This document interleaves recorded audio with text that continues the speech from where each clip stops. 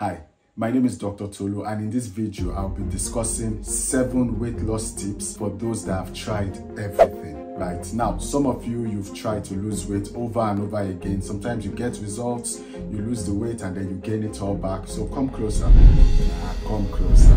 I'll be telling you exactly what you need to do to lose the weight and keep the weight off. All right, so let's get straight to it. Number 1, you need to understand calories. This is one common pitfall. A lot of people fall into this sinkhole. This is something that you definitely need to understand if you want to lose weight. Here, I'm going to simplify it, but if you want to learn more about calories, if you want to have a deeper understanding of calories, there's a link appearing right now at the top corner of this video. Just click on it. That video is dedicated to discussing calories 100%. But here, I'll just talk about what calories are. Calories measure the energy value of the food or drinks that we consume. So basically, almost every type of food or drink, apart from water, contains calories. Now, the thing about calories is when we take in more calories than we need to maintain our current body weight, then we gain weight. So in that case, we are in a calorie surplus. But when we take in less calories than we need to maintain our current body weight, then we are in a calorie deficit and we lose weight. It's really as simple as that. Barring any health condition or medication that may be causing weight gain, as long as you can maintain a calorie deficit, then we would expect that you would lose weight over time. In fact, the reason why I say that you can lose weight without even exercising is because of this calorie deficit. See, as long as you are taking in less calories than you need to maintain your current body weight, what will happen is that your body is going to use the energy reserves to compensate for the calorie deficit. Here is what I mean. Say you need about 2,500 calories to maintain your current weight, and you decide from today, let's say after watching this video, you decide that, okay, I'm just going to take only about 2,000 calories every day. What will happen is that your body realizes that you are taking less calories than it needs, and so it goes to your energy reserves, usually the fat that you have in different parts of your body, then starts to burn that fat in order to make up for that calorie deficit that you have gotten into. And when it does that over time, then it burns up the fat and you lose weight. So it's really as simple as that. You need to understand calories in order to lose weight. If you are still here watching this video, please hit the subscribe button, hit the like button, and leave a comment for me letting me know how useful you are finding this video. Which brings me to point number 2, calculating your calories. Now, we have a general idea of how many calories men and women should be taking, because men generally tend to be more physically active, and then we have a larger muscle mass and then a higher metabolism as well. But then it still differs from one man to the other and from one woman to the other. So it's important to know the number of calories that you need specifically for your weight loss goal. Now, in order to calculate how many calories you need to first have a goal in mind. That means, say you weigh 95 kilograms right now. If your goal is to weigh maybe 85 kilograms or 90 kilograms, then that will affect the amount of calories that you need to be taking on a daily basis. Number 3 on my list, you need to give yourself a realistic time frame. Now, for those who say, oh, you know what, I have a wedding to attend over the weekend, I have only like 5 days to lose about 5 kilograms, that's not realistic. And when you set unrealistic targets, that leads you to do some really dangerous things, like depriving yourself of food or eating maybe only half a meal a day, and you don't really need to do all that, because number 1, that can be dangerous to your health. Number 2, that's not even sustainable. I mean, when you look at yourself in the next 30, 40 years, are you really going to be eating just once a day for the next 40 years?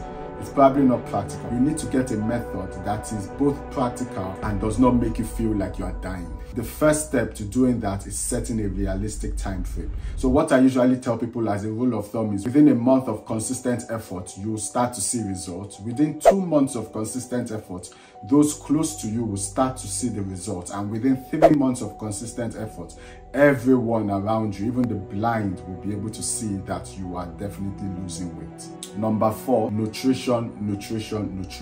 In order to lose weight, you have to be eating the right types of food. Remember what we said about calories, that you need to know how many calories you need to be eating. In order to know how many calories you need to be eating, you also have to pay attention to the foods that you are eating. Here's what I mean. So when you want to lose weight, healthy foods are a must for two major reasons. Number one, healthy foods generally tend to contain less calories than unhealthy foods. So we all know that unhealthy foods tend to be cheaper than healthy foods.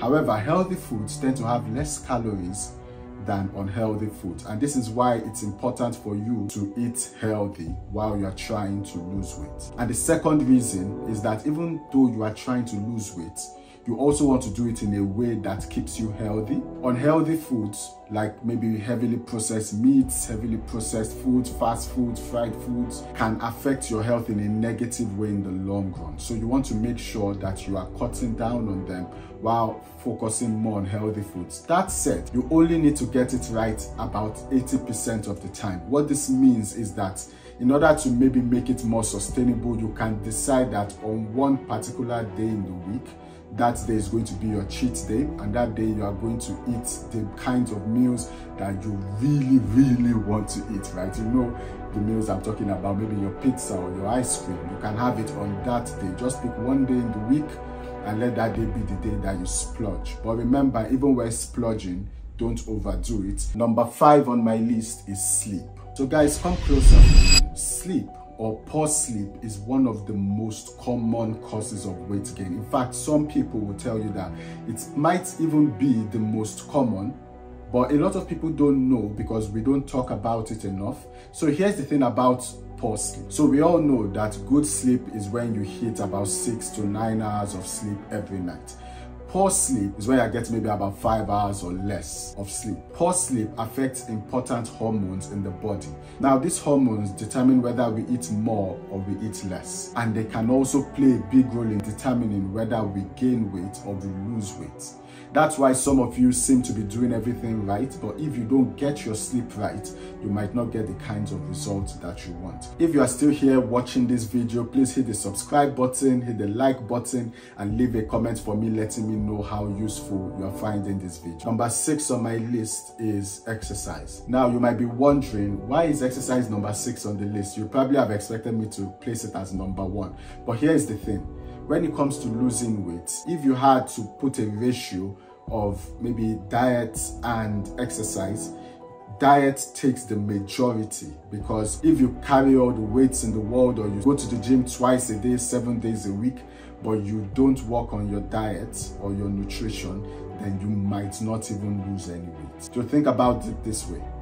Diet is 80% of everything, while exercise is 20%. But that said, exercise is also really important for 2 reasons. Number 1, it can help you burn calories faster, which can also help you with your calorie deficit. And number 2, exercise helps to keep you healthy. It helps you to build muscles. It helps you to build a stronger body, which can, in the long run, help you fight off diseases as you get older. Exercise can even help to make your immune system stronger. So in all you do, even though I say you can lose weight without exercise, but chip in exercise as well. Make sure that you are hitting the gym, especially for those of you who can engage in weightlifting. Please engage in weightlifting. If not weightlifting, engage in some form of resistance training, strength training, to build some muscle. And for women who may be scared that, oh, if I lift weights, I'm going to look like a man, that's not going to happen. You simply don't have enough testosterone to gain muscles like a man when you lift weights. So engage in weightlifting, do it in a safe way,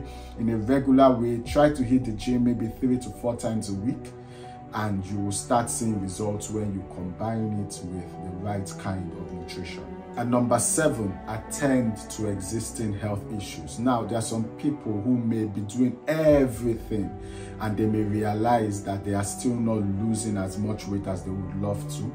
And this might be because you have an underlying health problem. So health problems that cause hormonal imbalances, like maybe PCOS, or having a thyroid issue like hypothyroidism.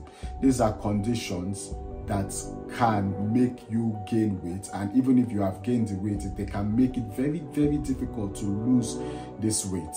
So it's important that if you have any of these conditions, speak with your doctor. If possible, speak with a nutritionist as well. Let them work with you to come up with a way for you to lose weight in a sustainable manner while treating these existing conditions. While talking about the medical field, there are also some medications that can make it much more easier for you to gain weight. Some medications like some antidepressants, for instance, mirtazapine, has been known to cause significant weight gain. So apart from antidepressants, some other medication that we use to treat mental health conditions or even other physical health conditions, some of them can lead to weight gain. So it's important to speak with your healthcare provider about this, as you may need to do something about this medication or medical issues before you start seeing results. All right guys, thank you for watching this video till the end. I appreciate it, each and every one of you that have stayed up until this point in time. If you found this video useful, hit the subscribe button, hit the like button, and leave a comment for me. What I want you to type in the comment section is